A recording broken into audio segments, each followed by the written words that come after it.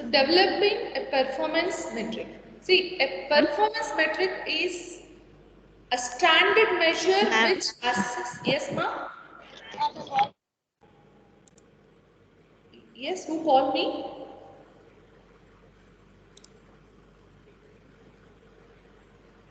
Did anybody call me? Okay, let it be.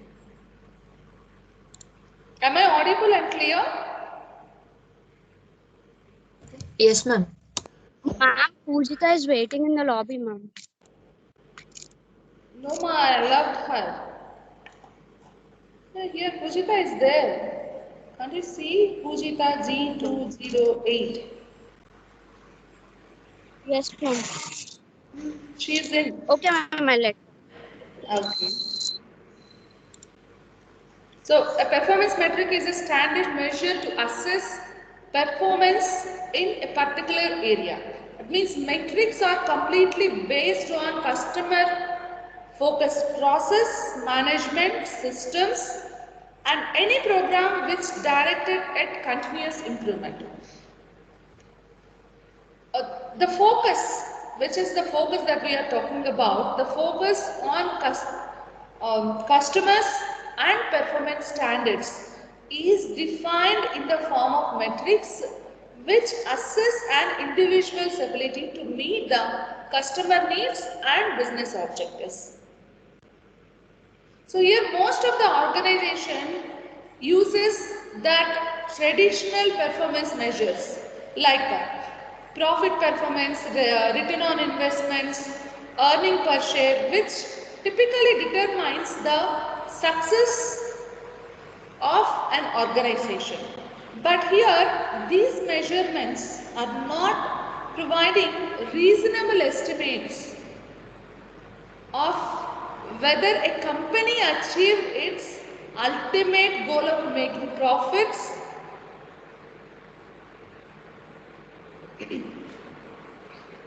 but it's not revealing about how the business achieved this position. So therefore, what many organizations have created in sense, this complete operating is as well as procedure measures and ratios to track how well the business was managed. And each process, each utilization of the resource will, will be tracked in the performance measures also. So usually the organizations can develop a performance metric by taking the performance metrics. Actually, when they are developing a performance matrix, they have to consider the performance metrics. So developing a performance matrix and evaluating them is really a challenging process. Actually, the performance matrix is called as a construct of performance system, which sequentially illustrates the decisions has to be taken to improve the performance management system of organization. So a simple method of performance matrix typically deals with three levels: policy stage, strategy stage, tactic stage. Actually, this model was initiated by Gilbert. This three-stage model is initiated by Gilbert in the year of 1978. So according to him, performance matrix has to have these three areas. So let us see some models to develop a performance matrix. Chicago Price model is the one where the company can evaluate the performance matrix.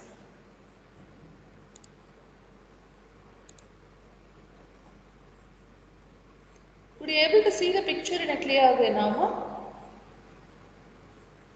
Yes, ma'am. Yes, ma'am. So this Chicago Price model This price model was trademarked actually. Shingo price model is trademarked. This lists about criteria, practices, techniques and processes which can be incorporated by an organization. And the organization has to achieve world-class level of quality, cost, delivery and business levels. So, in Shingo model, if we look into the picture, we have a clarity. One side, they derive the model and the guiding principles to support the model. So, the practices, this means that when we talk about the contents of these practices and techniques may not be applicable for every organization. But if an organization want to adopt the practices have to be strategically incorporated with the organization system, and it has to align with organization specific needs. Actually, the Shingo price model is established in 1988, which develops to promote the awareness of lean manufacturing concepts. That is how this model was evolved, and the world-class philosophy of business performance also pointed out in this model. So adoption of this model in performance management practices enables an organization typically to focus on improvements in core manufacturing and business processes. So obviously this model, in the triangle, we have 4 stages. When we look into the first stage, which is in blue color, that is cultural enablers. You may not view it in a clear manner, but I am going to explain it. Cultural enablers. That means in this stage, what has to be done means lead with humility, respect every individual. That is the base for this model. When they were dealing with lean manufacturing concepts, so the guiding principles are these. First one is cultural enhancement, second one is continuous improvement, third one is enterprise alignment, fourth one is results. So this is how the triangle was evolved. So already we discussed about cultural enablers. Let us talk about continuous improvement. In continuous improvement, the organization has to look into the flow and pull value of organization, and the organization has to assure at the sources, that means utilization of the resources. Focus primarily on process signal and embrace the scientific thinking, seeking perfection. So these areas has to be concentrate to get continuous improvement. Next guiding principle is enterprise alignment. So in this stage, create constancy of purpose and think systematically. That means when we are aligning with enterprise alignment, in sense, when we are evaluating the performance of an individual, his job role has to be aligned with the organizational goals. That is what create constancy of purpose. When a person is working towards the organization goals, the company has to assure there won't be any deviations in the process, and think systematically.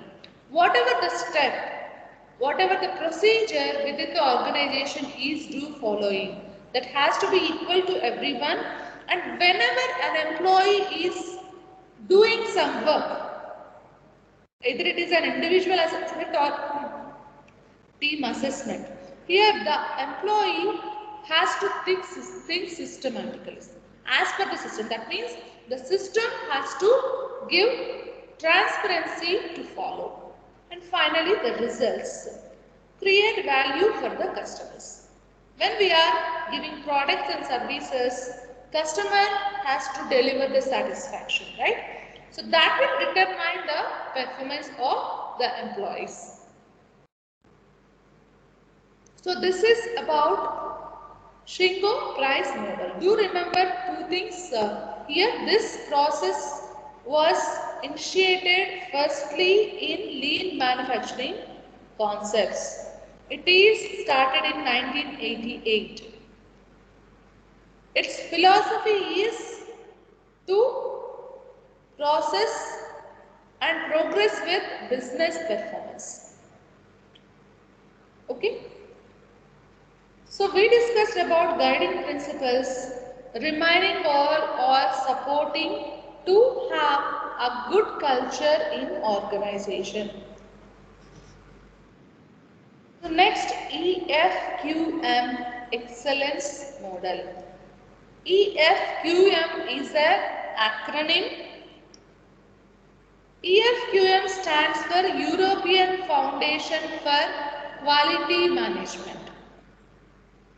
So this EFQM business excellence model is another good example for world-class performance management system.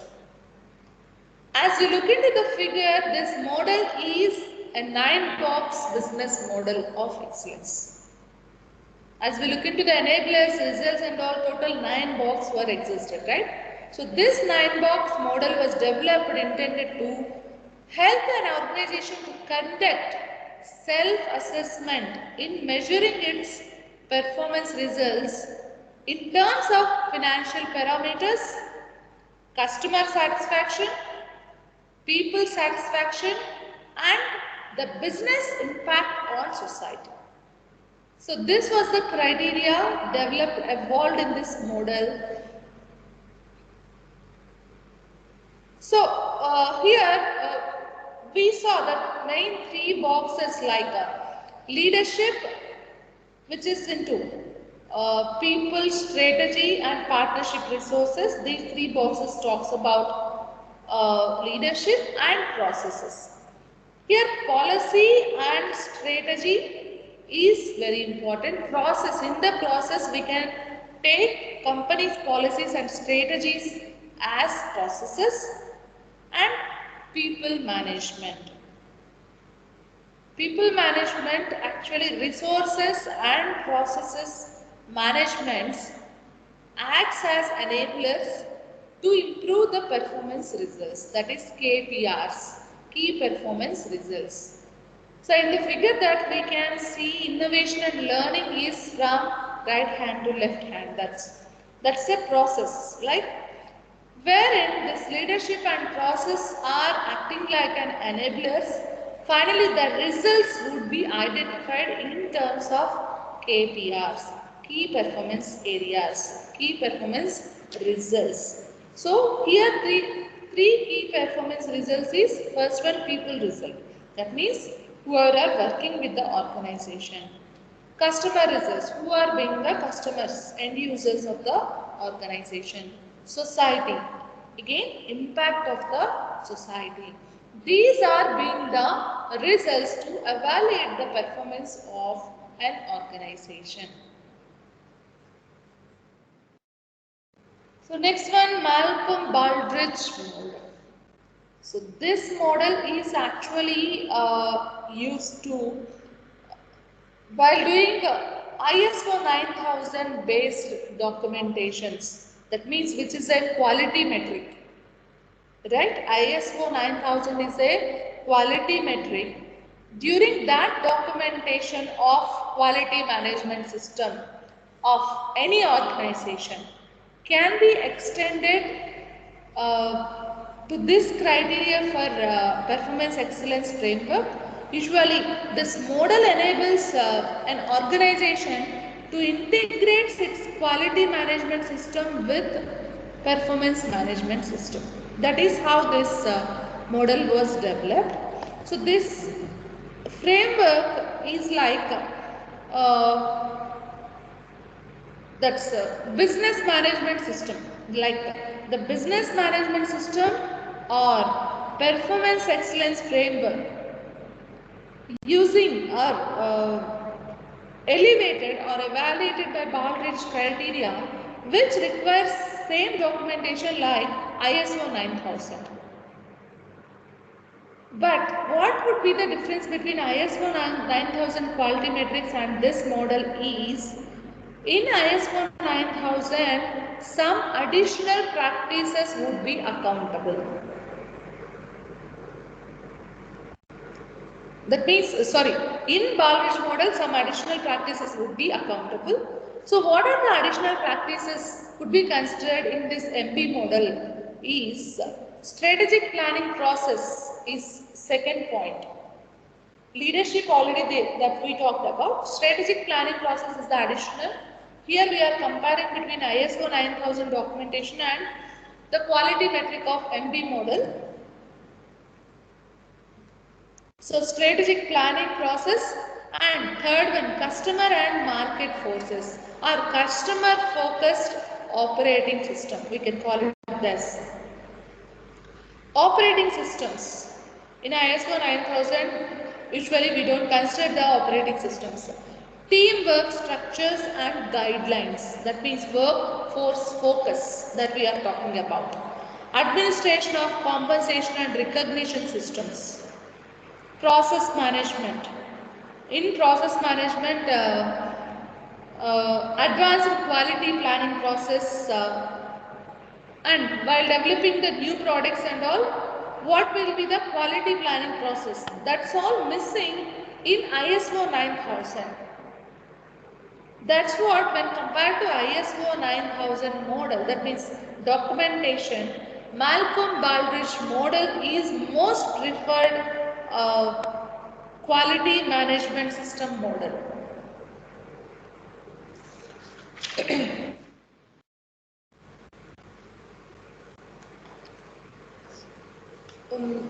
So now let us see effective performance modeling. So in what is effective performance modeling? That means when an effective performance model is that which enables the management to be specific to the end results. That is what we can, that is the system which gives effective performance modeling. So the requirements of such models are these, like relevant relationships, that means process and activity metrics. Then the process, organization process and organization activity metrics must form a chain of correlations which is leading to ultimate end results. That is what relevant relationships called as. So this end results, definitely it will enhance the profits and it will enhance the brand equities and it will evolve the market value. That means increase the market valuations. If there is relevant relationships, all these could be done.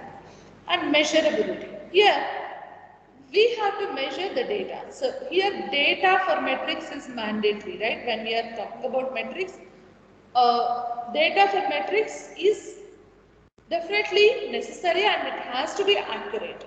So while collecting this accurate data, timely response is mandatory. That's what the measurability will have: accountability, accuracy, timeliness and cost incurred for measurability. These three elements will influence this measurability. And comprehensible. So this performance metrics must be easy to understand usually, and its impact on effectiveness of other processes and end results would be there for sure. That's what comprehensible has to be a metric, like it has to act like a metric wherein everything has some transparent and understandable thing. Actionable metric. Actionable metric means when a set of corrective actions which takes place during the process, that has to define very clearly. That is what actionable. That means we mentioned some metric which where the people are unable to understand that metric, again it will deviate the purpose. That is what the metric has to be actionable, motivating. No need to explain much about this. This is being a performance metric, it is a defined metric, motivating and motivating always causes employees to think very positive way and it give best interest towards the business. It's not about just number, it's about the loyalty, it's about the quality of something, service or product. So finally automation, where there is nowadays we are all think we are with the technology. So when in the process of data collection, when in the process of analysis, maximum this process would be automated so that employees don't have any diversification. That means they could not say someone was did some mistake and all. So if the metric is automated, the employees will be having some transparent idea about the metrics and its process and they won't be diverted. That is what automation has to be one of the metric for performance. And dimensions of performance. Before getting to this, I would like to know, I also would like to actually, if this class happened yesterday, we might have discussed it. What are the techniques that you do remember in performance management, performance appraisal?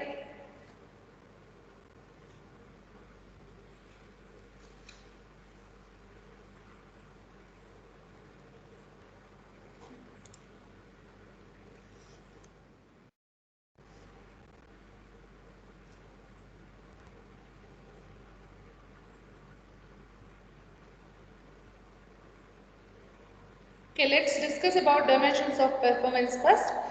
So earlier we discussed about the performance metrics and its utilization in developing the performance modelings, right?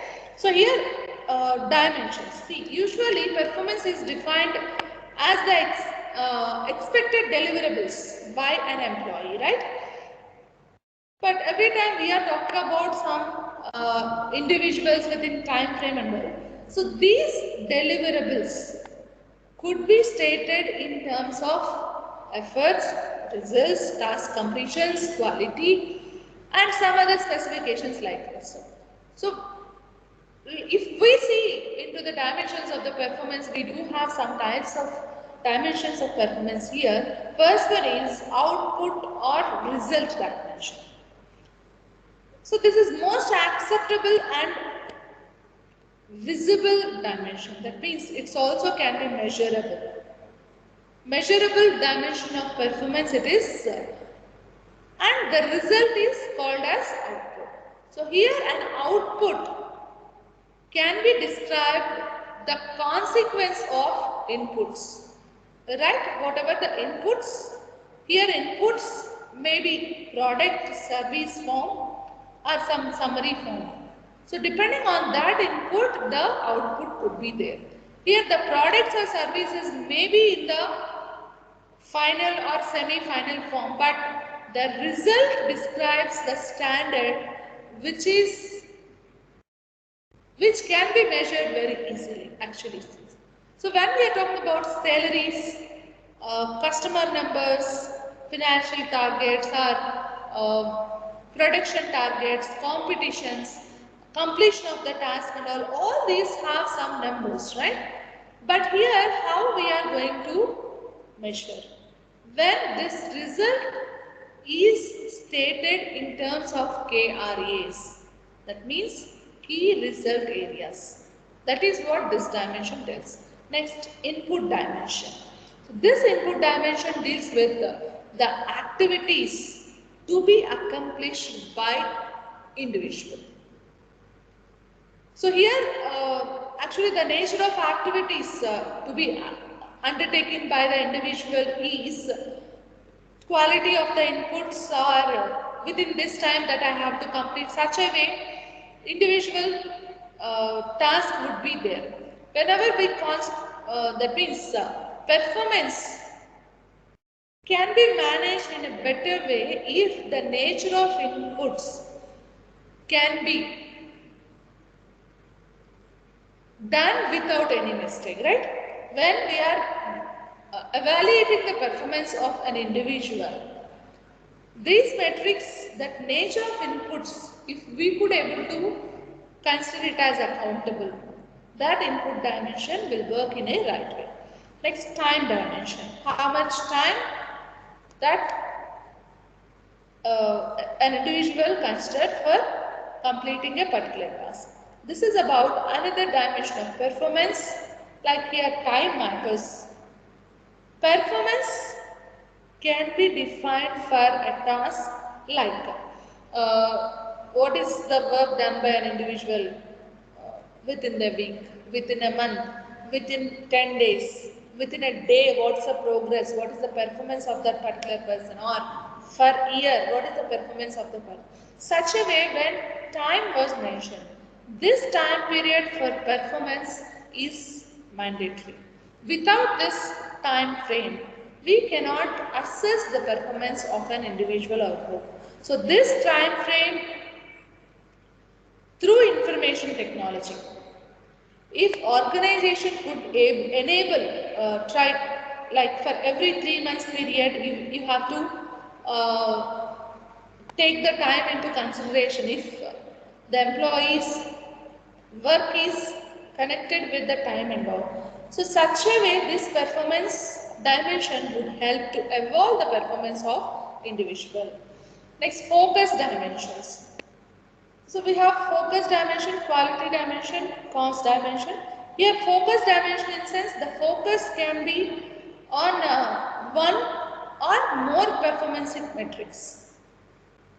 So every job, when we read about that, we will have an horizon. For example, a marketing executive's focus and his performance.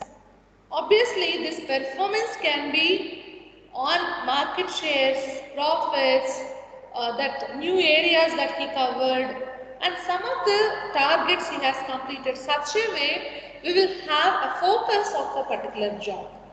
So that is how this focus dimension was evolved. Apart from this, we have quality dimension, specifically which focuses on quality standards of performance. Quality standards in sense, individual to individual, the quality of work may be different according to their style they will work.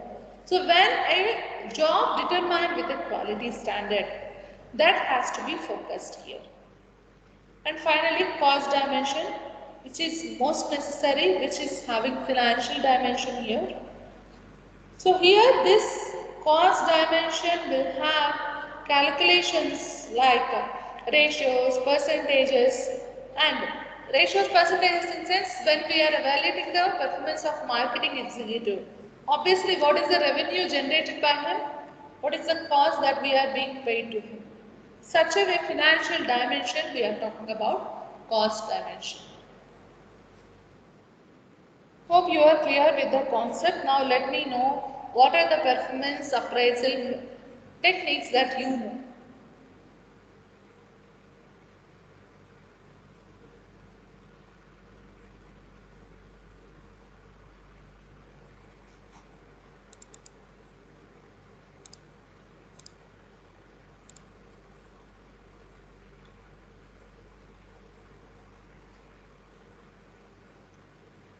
Am I audible? Yes, ma'am. Then why can't you discuss the performance dimension metrics? Sorry, performance appraisal techniques. A few at least.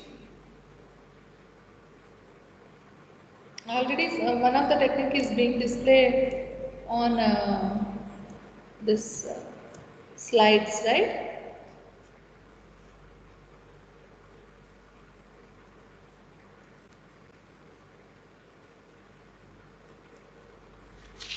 No idea about performance appraisal techniques, girls?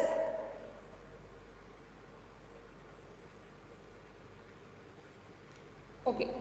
So, why I'm asking means if you come up with some techniques, let me start discussion with those techniques. Okay. If you are not interested, let me take the opportunity.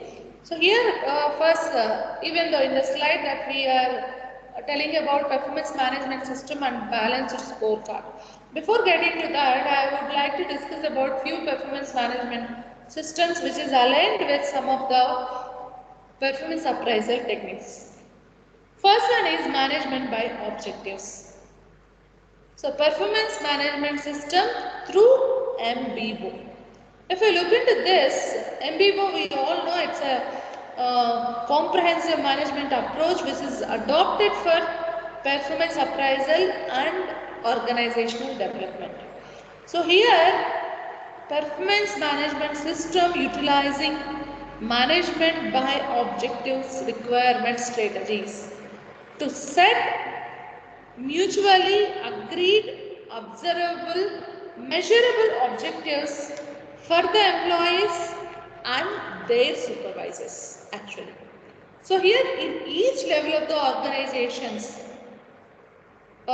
these people is the organization will set goals and that complements that those set of goal sets must be at higher level.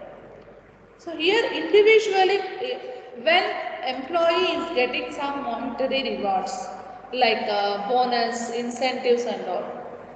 So these could be aligned to MBO goals. So when MBO is used only for performance appraisal, its primary focus would be on developing objective criteria. Why these objectives? So these objectives will define a criteria for evaluating the performance of employee. So here the superior and the subordinate or the managers, whoever it may be of an organization, jointly they have to identify the common goals. So after identifying the common goals, here each individual they have to come up with the major areas of responsibilities. Again, it will be scattered. So the defined responsibilities would become the basis for evaluating the performance of that particular individual or for that particular employee.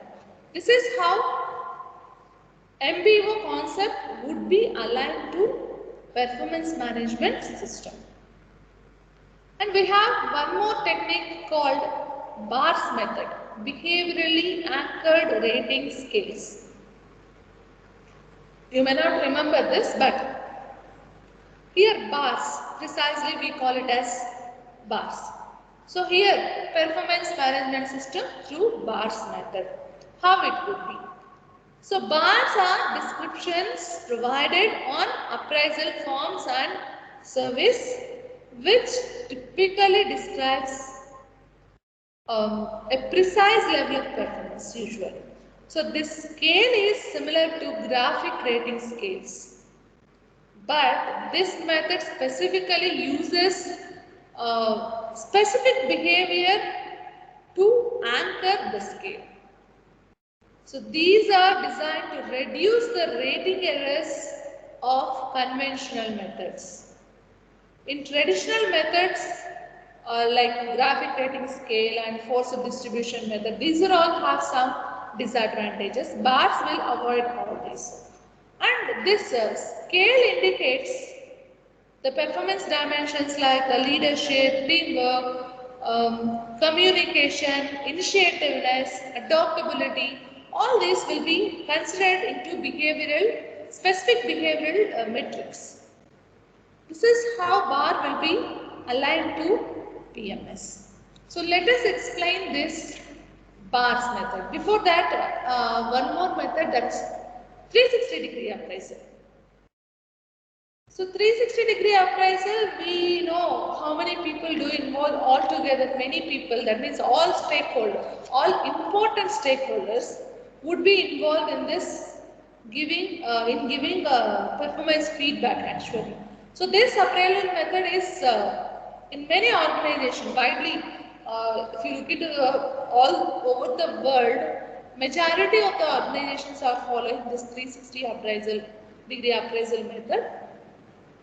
So here important stakeholders, as we said, they will give the performance feedback. Here, who will be the important stakeholders? Employees, immediate superiors, peers, customers, suppliers, whoever involved in that channel. So, apart from its effectiveness in reporting performance, this method actually ensures total employee involvement. That is one of the performance metric for this 360 degree, which is precisely called as TEI, total employee involvement. So this method reduces the subjective evaluation system. This is most of objective evaluation system. This is how the 360 degree appraisal will contribute to performance management system. And finally come to balanced scorecard, which is typically and greater importance it is having when evaluating a performance. This is really a new approach when we are talking about strategic human resource management, which was developed in early 1990s by Robert Kaplan and David Norton. So they named this system as balanced scorecard. Then what is this system? What does it provide? This system provides a clear perception that what companies should measure in order to balance the financial perspective. That is the primary criteria of balanced scorecard. So this balanced scorecard is a management system wherein it is more than just measurement system, because the balanced scorecard retains traditional financial measures. So these financial measures tells the story of past events. So usually this balanced scorecard enables organizations to first of all clarifies the vision and strategy of the organization and translate these two into actions. Vision and strategy will be scattered, that means distributed into actions. So likewise it provides feedback from around, like both the internal business processes and external outcomes. So usually this balanced scorecard suggests 4 perspectives. Like first one is learning and growth perspective. So this perspective includes an employee training and corporate culture attitudes actually, wherein here too this would be learning and growth perspective would be for both, like individual and corporate self-improvement. So if in a knowledge worker organization, people is the only repository of knowledge, right? So these are the main sources wherein the knowledge with person would be the greatest asset to the organization. If we look into current trends and all, we are having majority of the technical changes. Rapid technical changes we can consider it as. So as it is becoming very much necessary for knowledge workers, we means organization has to put them into continuous learning process. That's how these measures guide managers in focusing on training the employees. So learning is more than training, it also includes things like mentoring, coaching and all. When we talk about learning, mentoring, coaching, obviously it will falls under criteria. So that is one perspective. The second perspective is business process perspective. So this business process perspective refers to most of the internal business processes wherein metrics are based on the perspective which allows the managers to know the health of business operations, how far they are very good, whether the organization products or services are fulfilling the customer requirements or not, how it is impacting the business operations. This has to be taken care. That's what this process perspective is called as internal business process.